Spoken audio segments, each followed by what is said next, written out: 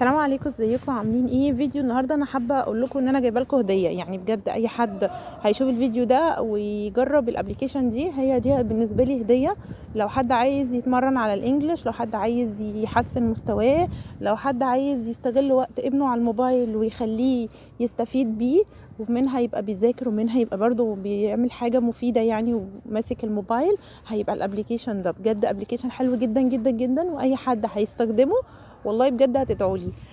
ده ابلكيشن بيبقى فيه تدريبات عن الانجليش. انت بتبداي تعملي الاكونت بتاعك، بيبقى على حسب بقى انت مستواكي ايه او مستوى ابنك ايه. بتبداي فيه من الاول خالص اللي هو انت مبتدئه، فعلى حسب المستوى هو بيبدا معاكي. ميزه الابلكيشن دي ان هو كل ما بيحس ان انت المستوى بدا يعلى فهو بيعلي او بيزود التمارين او بيخليها اصعب. لو انت غلطتي في حاجه هو بيصححها لك.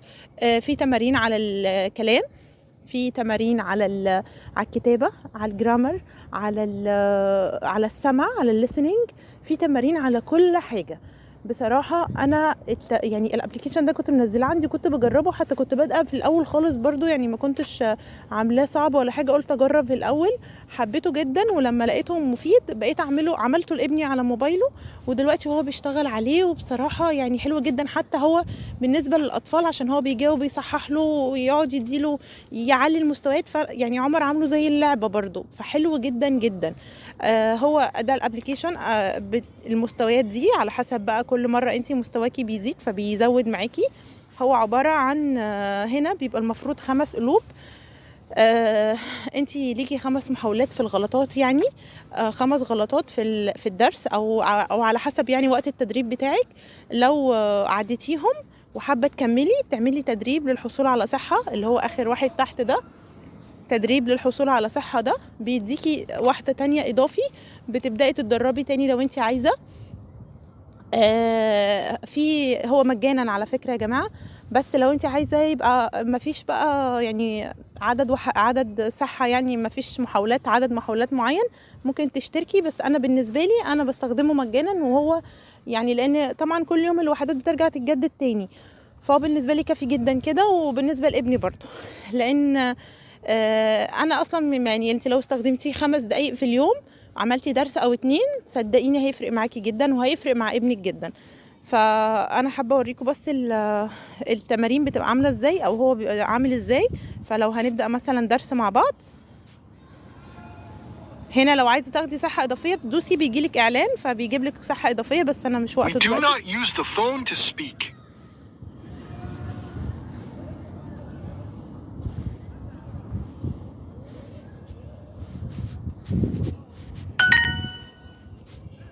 Do you speak English? I need to use a map when I travel.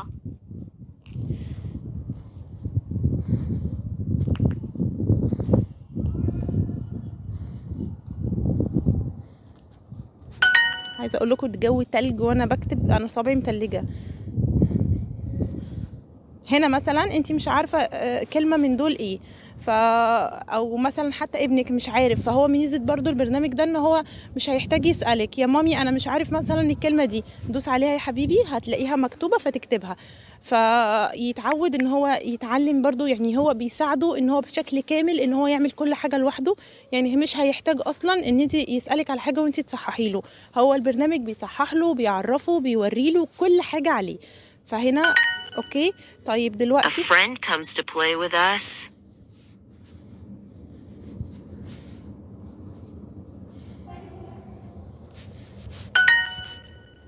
She does not play with her man.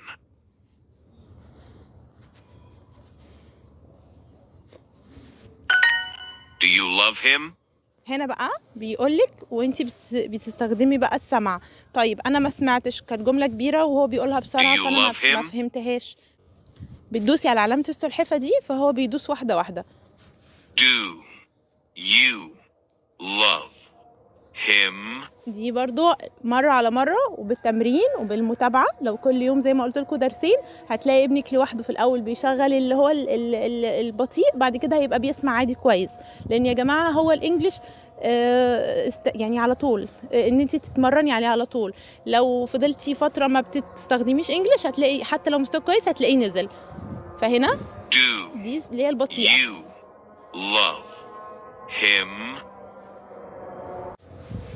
فهنا هنكتب دو، فهيقول لي They do not let me. وخدتوا بالكم ان هو بيكتب الترجمه تحت كمان بتاعه الجمله. هنا بقى مثلا They do not let me. Not let me. بصوا تحت بيكتب الترجمه بتاعه الجمله. فهو برضو يعني انا لما ابني بيقعد يحل اقول له اقرا الترجمه كمان، يقول لي يا ماما انا Which عارفه، girl اقول do له you اقراها love? برضو. Which girl do you love? طيب هنا مثلا مش هنكتب دو، يعني هنحلها غلط، هنكتب مثلا داز عشان اوريكم. هو هنا هيقول لي غلط وهيقول لي التصحيح بتاع الغلط. فزي ما قلت لكم لو ولادكم هم اللي بيشتغلوا عليه، هم مش محتاجين حد، فهو بيصحح لنفسه.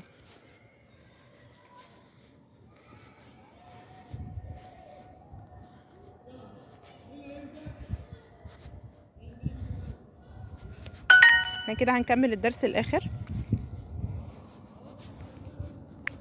واوريكم في الاخر بقى بيعمل ايه كمان. I need to use a map when I travel. قلت لكم انا مش عارفه قلت لكم ولا لا ان انتوا ممكن تعملوا كده، تلاقوا الترجمه بتاعت الكلام بتاعي اللي قلت لكم. معلش الجو برضو انا الموضوع مؤثر معايا، بس انا عايزه افهمكم كل حاجه. هنا بقى هو مجرد ان هو بيكتب لك الكلمه، وزي ما قلت لك لو حابه ابنك يترجم وانتي بقى بتترجمي برضو، يعني هو بيترجم من انجليش لعربي ومن عربي لانجليش. We not speak him. He does not let her be. He does not let her be. I have go now. She does not love it at all. Does not love all. طيب هنا بقى بيقول لك هيا نصحح الاسئله التي اخطات فيها. هنا بيبدا يصحح الاسئله اللي احنا غلطنا فيها، عشان مره على مره بنبدا نحاول نتعامل مع الغلطات، بيحاول يكررها لك ويعيدها لك تاني عشان لحد ما تبداي تتعلميها وما تغلطش فيها تاني. فهنا Which girl do you love?